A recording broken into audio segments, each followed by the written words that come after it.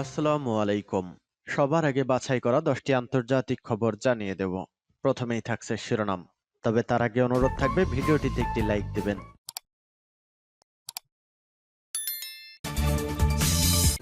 জানিয়ে দেব সর্বশেষ আপডেট আন্তর্জাতিক সংবাদ। শুরুতেই শিরোনাম। হাইপারসনিক মিসাইলের সজ্জিত হবে নতুন রুশ পারমাণবিক সাবমেরিন। এদিকে স্বৈরাচারের হুমকির মুখে পিছপা হবে না তাইওয়ান।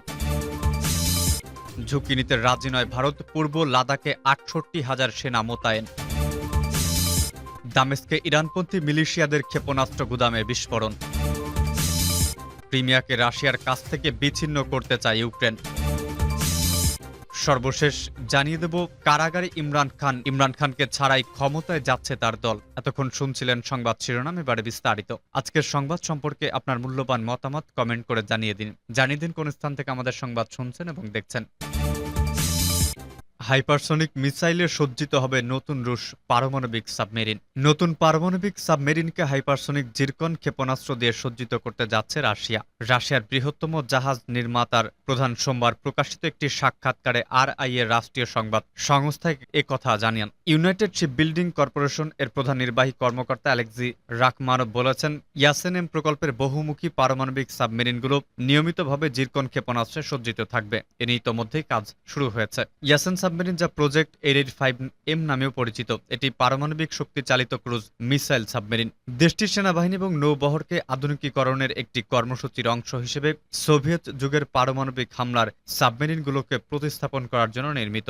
জিরকন হাইপারসনিক ক্ষেপণাস্ত্রে সীমা ৯০০ কিলোমিটার এবং শব্দের গতি থেকে কয়েকগুণ গতিতে যেতে পারে। এদের প্রতিহত করা বেশ কঠিন। প্রেসিডেন্ট ভ্লাদিমির পুতিন এবছরের শুরুতে বলেছিলেন, রাশিয়া তার পারমাণবিক শক্তি বাড়ানোর জন্য জিরকন ক্ষেপণাস্ত্রের সরবরাহ শুরু করবে। স্বৈরাচারের হুমকির মুখে পিছপা হবে না তাইওয়ান। স্বৈরাচারের হুমকির মুখে তাইওয়ান পিছপা হবে না বলে মন্তব্য করেছেন ভূখণ্ডটির ভাইস প্রেসিডেন্ট উইলিয়াম লাই। একই সঙ্গে তাইওয়ান নিরাপদ থাকলে বিশ্ব নিরাপদ থাকবে বলেও মন্তব্য করেছেন তিনি। যুক্তরাষ্ট্রের সংক্ষিপ্ত সফরের সময় সমর্থকদের উদ্দেশ্যে সব কথা বলেন তিনি। অবশ্য ভাইস প্রেসিডেন্ট উইলিয়াম লাইয়ের যুক্তরাষ্ট্র সফর নিয়ে ক্ষোভ ও নিন্দা জানিয়েছে চীন। সোমবার এক প্রতিবেদনে এ তথ্য জানিয়েছে বার্তা সংস্থা রয়টার্স। তাইওয়ানের ভাইস প্রেসিডেন্ট লাই প্যারাগুয়েতে একটি রাষ্ট্রীয় অনুষ্ঠানে যোগ দেওয়ার আগে যুক্তরাষ্ট্রের সংক্ষিপ্ত সফর করেন। তিনি রোববার নিউ ইয়র্ক শহরে নেমে সেখানকার ম্যানহাটনে যান। প্যারাগুয়ে শুধুমাত্র 13টি দেশের মধ্যে একটি যার সঙ্গে তাইওয়ানের আনুষ্ঠানিক সম্পর্ক রয়েছে। তবে এ বিষয়টি ভালোভাবে নেয়নি বেইজিং। আর এরপরই সার্বভৌমত্ব রক্ষায় তাইওয়ানের বিরুদ্ধে কঠোর ব্যবস্থা নেওয়ার ঘোষণা দেয় বেইজিং। মূলত উইলিয়াম লাই তাইওয়ানের ভাইস প্রেসিডেন্ট হলেও ভূখণ্ডটির পরবর্তী প্রেসিডেন্ট হওয়ার দৌড়ে এগিয়ে রয়েছেন। রয়টার্স বলছে, তাইওয়ান এবং যুক্তরাষ্ট্র উভয় উইলিয়াম লাইয়ের এক ট্রানজিট সফরকে নিয়মিত বলে আখ্যা দিলেও চীন এই সফরের নিন্দা করেছে এবং লাইকে বিচ্ছিন্নতাবাদী সমস্যা সৃষ্টিকারী হিসেবে অভিহিত করেছে। তাইওয়ানের পক্ষ থেকে অবশ্য দাবি করা হয়েছে, ভাইস প্রেসিডেন্ট লাই কোনো আনুষ্ঠানিক সফরে যুক্তরাষ্ট্র যাননি। মূলত প্যারাগুয়েতে যাওয়ার পথে সেখানে ট্রানজিট নিয়েছেন তিনি, কিন্তু চীন এটিকে আনুষ্ঠানিক সফর হিসেবেই দেখছে। তিনি প্যারাগুয়ে থেকে ফেরার পথে সান ফ্রান্সিসকোতে আবারও সংক্ষিপ্ত বিরতি দেবেন।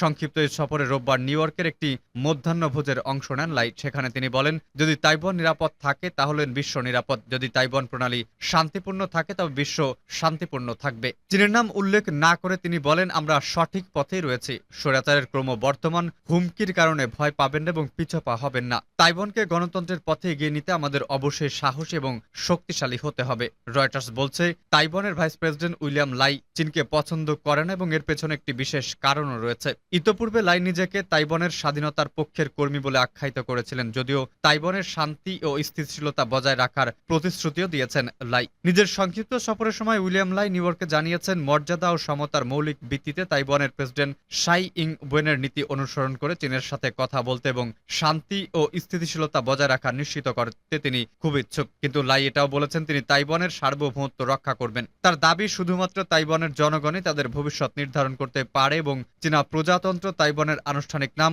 এবং গণপ্রজাতন্ত্রী চীন একে অপরের অধীনস্থ নয়। এদিকে আগামী জানুয়ারিতে তাইওয়ানের নির্বাচন অনুষ্ঠিত হবে। ধারণা করা হচ্ছে বর্তমান ভাইস প্রেসিডেন্ট উইলিয়াম লাই ওই নির্বাচনে ভূখণ্ডটির প্রেসিডেন্ট নির্বাচিত হবেন। এছাড়া লাইকে নিয়ে চীন একটু বেশি উদ্বিগ্ন, কারণ লাই তাইওয়ানের স্বাধীনতার পক্ষের লোক। চীন সবসময় তাইওয়ানকে নিজেদের অংশ হিসেবে দাবি করলেও কয়েকদিন আগে এক টিভি সাক্ষাৎকারে লাই বলেছিলেন, তাইওয়ান চীনের অংশ নয়।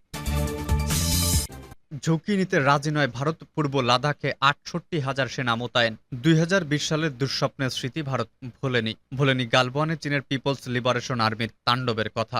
২০ জন অফিসার জওয়ানকে হারাতে হয়েছিল ভারতকে। সোমবার সেই পূর্ব লাদাখের ডেমচক ও ডেপসুং থেকে ভারত ও চীনা সেনা অপসারণ নিয়ে বৈঠক। মিলিটারি পর্যায়ের ওই বৈঠক ব্যর্থ হলে পিপলস লিবারেশন আর্মি পূর্ব লাদাখে আক্রমণ হানতে পারে এই অনুমান করে ভারত কোনো ঝুঁকি নেয়নি। পূর্ব লাদাখের সীমান্ত সংলগ্ন এলাকায় রীতিমতো যুদ্ধকালীন পরিস্থিতি। ৬৮,০০০ জওয়ানকে বিমানে উড়িয়ে নিয়ে যাওয়া হয়েছে পূর্ব লাদাখে। ৯০টি ট্যাঙ্কের সমাবেশ করা হয়েছে। ৩৩০টি সাঁজোয়া গাড়ি তৈরি রাখা হয়েছে। লাইন অফ অ্যাকচুয়াল কন্ট্রোলের ৩,৪৮৮ কিলোমিটারের সবটাকে যুদ্ধের জন্য প্রস্তুত করে রাখা হয়েছে। বফোর্স কামান, হাউইজার কামান, K9 বজ্র ক্ষেপণাস্ত্র তৈরি। ইন্ডিয়ান এয়ারফোর্স আকাশপথ পাহারা দিচ্ছে। পূর্ব লাদাখ এর আকাশে উঠছে সুখোই, রাফাল কিংবা মিগ-29 যুদ্ধ বিমান। তৈরি রাখা হচ্ছে ইসরায়েল থেকে আনা বিশেষ ড্রোনগুলিকেও। চীনের পিপলস লিবারেশন আর্মি এবার আক্রমণ করতে পাল্টা জবাব দেওয়ার জন্য তৈরি ভারতীয় ফৌজ ভূমিতে এবং আকাশে। এবার তারা সেই ভুল করতে চায় না যা তারা করেছিল ২০২০ সালে।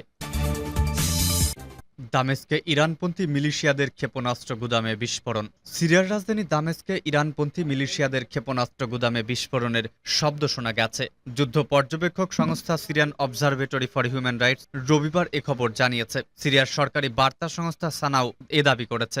Syrian observatory for human rights জানায়, রাজধানীর পূর্বে একটি পাহাড়ি এলাকায় ইরানপন্থী মিলিশিয়াদের গুদাম থেকে দামেস্ক অঞ্চলের বাসিন্দারা বিস্ফোরণের শব্দ শুনেছেন। অবজারভেটরি প্রধান রামি আব্দুল রহমান বলেন, এটি বিমান হামলা নাকি স্থল অভিযানের কারণে তা আমরা জানি না। সিরিয়ায় এক দশকেরও বেশি সময় ধরে চলা যুদ্ধে প্রতিবেশী ইসরায়েল সিরিয়ার ভূখণ্ডে শতাধিক বিমান হামলা চালিয়েছে। ইরান সমর্থিত বাহিনী এবং হিজবুল্লাহর ঘাঁটির পাশাপাশি সিরিয়ার সেনাবাহিনীর অবস্থানগুলো ছিল তেল আবিবের লক্ষ্য। ক্রিমিয়াকে রাশিয়ার থেকে বিচ্ছিন্ন করতে চায় ইউক্রেন।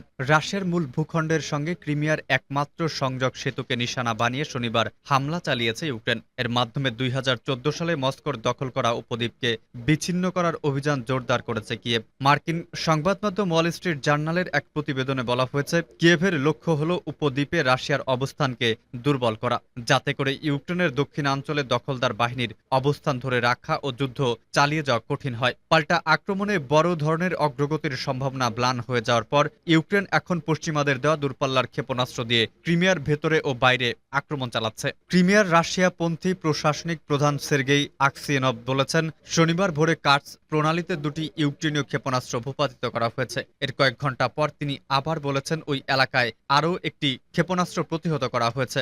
রাশিয়ার প্রতিরক্ষা মন্ত্রণালয় বলেছে, ইউক্রেনের সেনারা কাজ সেতুতে ভূমি থেকে আকাশে নিক্ষেপযোগ্য ক্ষেপণাস্ত্র দিয়ে হামলার চেষ্টা চালিয়েছে। আকসিয়েনভকে উদ্ধৃত করে রুশ বার্তা সংস্থা তাস জানিয়েছে, সেতু ক্ষতিগ্রস্ত হয়নি। সাময়িক সময়ের জন্য সেতুর উপর ধোঁয়ার মেঘ দেখা গিয়েছিল। হামলার বিষয়ে ইউক্রেনীয় কর্মকর্তারা কোনো মন্তব্য করেননি। কারাগারে ইমরান খানকে ছাড়াই ক্ষমতায় যাচ্ছে তার দল। পাকিস্তানের সাবেক প্রধানমন্ত্রী ইমরান খানকে গ্রেফতার এবং তার উপর রাজনৈতিক নিষেধাজ্ঞা আরোপের পর পাকিস্তান তেহরিকি ইনসাফ এর ভবিষ্যৎ নিয়ে প্রশ্ন উঠেছে। ইমরান খানের তাৎক্ষণিক অনুপস্থিতিতে দলটি একটি সংকটময় মোড়ে দাঁড়িয়ে আছে বলে মনে করছেন বিশ্লেষকরা বলছেন, ইমরান খানের রাজনৈতিক দল পিটিআইকে এখন দলের সকল শক্তিগুলিকে একত্রিত করে তার উপর শক্ত করে দাঁড়াতে হবে। পাকিস্তানের জনগণ যখন গভীর অনিশ্চয়তার জলে আটক রয়েছেন, তখন এমন একটি নেতৃত্ব দরকার যা তাদেরকে আশার আলো দেখাবে। এই পরিস্থিতিতে পাকিস্তানের রাজনৈতিক দলগুলোর মধ্যে গতিশীল আগামীর পাকিস্তানের রাজনৈতিক গতিপথকে রুট নির্দেশ করবে। ওয়াশিংটনের উইল সেন্টারের দক্ষিণ এশিয়া ইনস্টিটিউটের পরিচালক মাইকেল কুগেলম্যান পিটের ভবিষ্যৎ নিয়ে ডব্লিউএনবিকে বলেন, পাকিস্তানের বৃহত্তর রাজনৈতিক ল্যান্ডস্কেপে পার্টির অভ্যন্তরীণ গতিশীলতা একমাত্র পিটিআইকে টিকিয়ে রাখতে পারে।